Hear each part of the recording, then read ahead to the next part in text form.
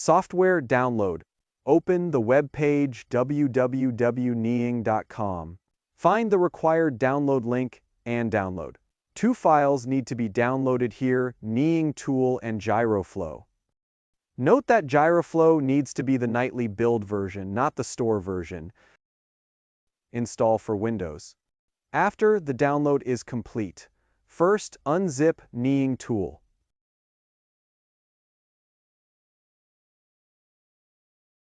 Next, move the Gyroflow zip package to the folder.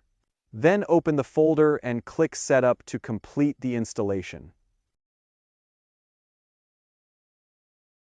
Actually, it helps you unzip the installation package and create a desktop shortcut.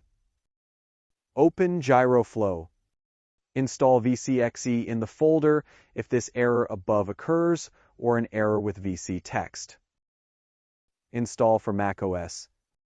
Download and extract the DMG installation file.